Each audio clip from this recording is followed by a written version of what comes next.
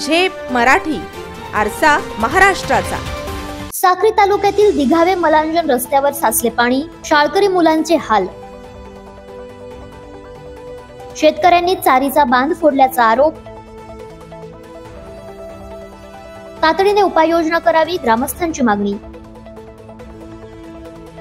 धुळे जिल्ह्यातील साक्री तालुक्यातील दिघावे ते मलांजन या रस्त्यावर साचलेल्या पाण्याची परिस्थिती शाळकरी मुलांसह नागरिकांसाठी त्रासदायक ठरते।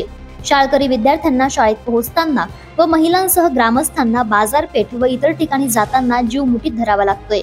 स्थानिकांच्या म्हणण्यानुसार लाटीपाडा धरणाच्या उजव्या कालव्याद्वारे काही शेतकऱ्यांनी आपल्या शेतात पाणी वळवण्यासाठी चारीचा बांध फोडलाय। यामुळे रस्त्यावर मोठ्या प्रमाणात पाणी साचले, ज्यामुळे लहान मुलांना शाळेत जाताना पाणी ओलांडावे लागते, तर अनेकदा घसरून जखमी होण्याच्या घटना देखील घडतात।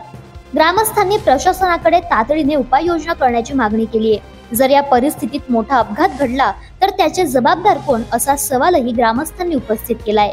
या गंभीर समस्येवर तातडीने लक्ष दिले जाणे आवश्यक असल्याचंही नागरिकांचं मत आहे। अन्यथा भविष्यात यामुळे गंभीर अपघात होण्याची शक्यता नाकारता येत नाही। अशाच वेगळ्या आणि ताज्या बातम्यांसाठी पाहत रहा झेप मराठी, आरसा महाराष्ट्राचा।